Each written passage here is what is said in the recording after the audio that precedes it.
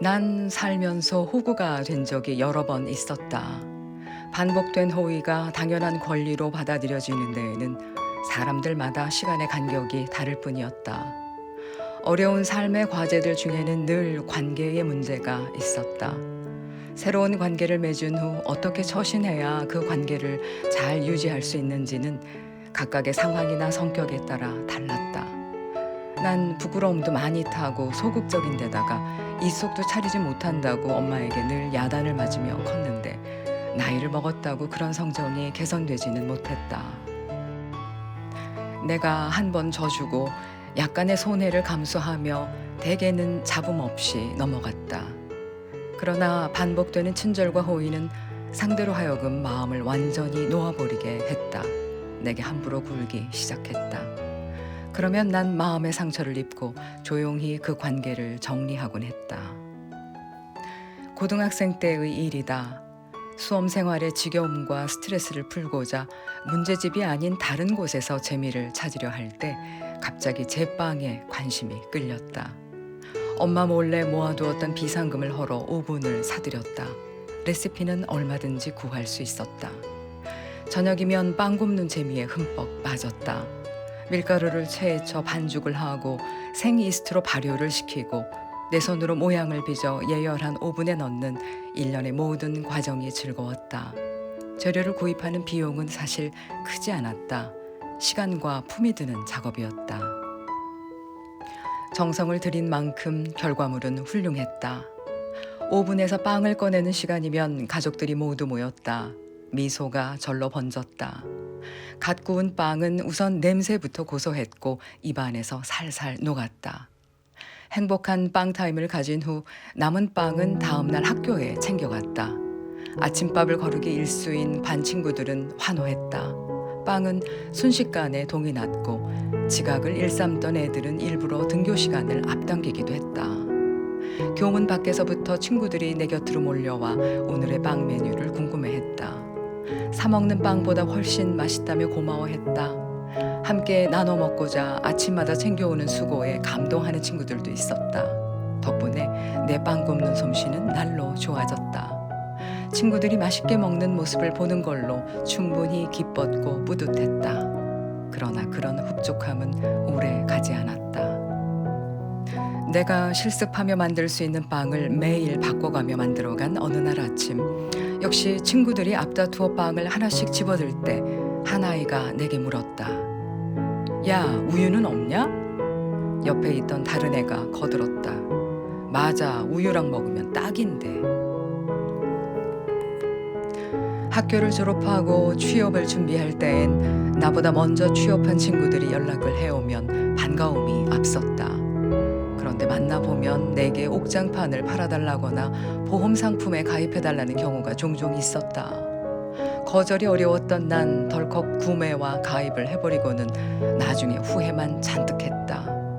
정말로 내 안부를 궁금해하는 친구들의 연락조차 받기가 망설여지던 때였다. 뭔가 목적을 가지지 않는 순수하고 진심 어린 소수의 친구들로만 느슨한 연대를 추구하는 게 차라리 나았다. 그러던 중 한 친구가 주선한 소개팅에 나가게 되었다. 몇몇 취미 동아리에 참여하는 활발한 친구가 나를 비롯한 동창들의 여행 사진을 동아리 정기 모임 뒤풀이 때 공개하게 되었는데 사진 속의 나를 콕 집어 소개해달라는 청을 받았다는 것이다. 나를? 쭈뼛거리지 말고 나오라는 친구의 호통에 못 이기는 척 나갔다. 소개팅의 상대는 나보다 7살이 어렸다.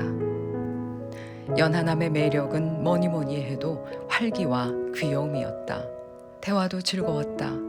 섣불리 아는 척하며 설명하려 들지 않았고 지시하거나 가르치려 들지 않았다.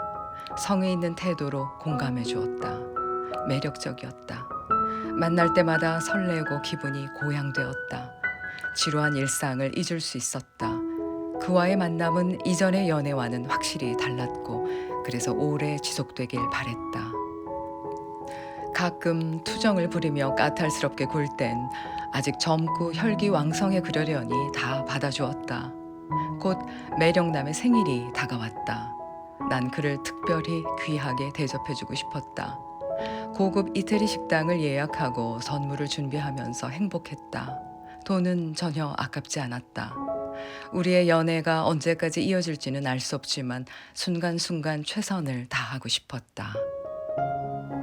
생일 당일에 우린 강변이 보이는 창가 자리에서 석양을 바라보며 와인을 곁들인 고급 식사를 했다. 미리 준비한 케이크에 촛불을 밝히고 축하송도 불러주었다. 그는 선물도 기쁘게 받았다.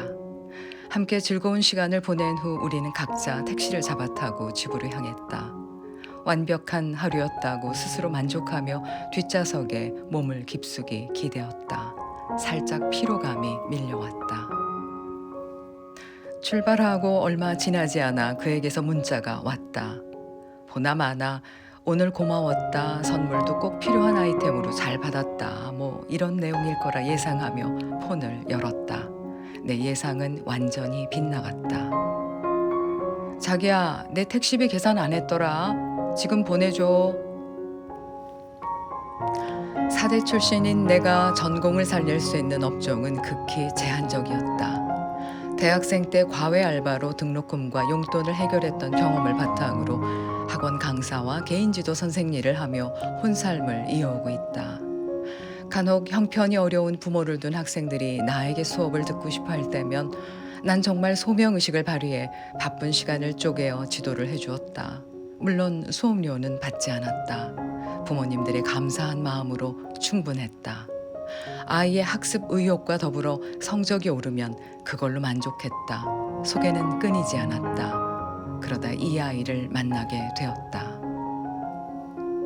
지인의 지인이 어렵게 입을 떼어 나에게 수업을 청해왔다. 방문하여 상담을 하면서 아이의 인지 기능에 문제가 있음을 알게 되었다. 영어 과외를 부탁받았지만 내 소견으로는 영어만 공부해서는 턱없이 부족해 보였다. 기본적인 국어 실력 외에 숫자 개념 또한 시급했다. 학원에서는 그 아이를 받아주지 않는다고 했다. 내가 최선의 선택이라며 아이의 어머니는 여러 번 고개를 조아렸다. 수업하기로 정한 요일과 시간 외에 따로 보충을 해주기로 했다. 그러려면 다른 요일에 동선이 꼬이고 이동 시간을 더 써야 했다. 다른 학생들의 시간도 조정해야 했다. 그러나 그 아이를 위해서 어느 정도의 번거로움은 감내하기로 결심했다. 그야말로 무보수 특강이었다.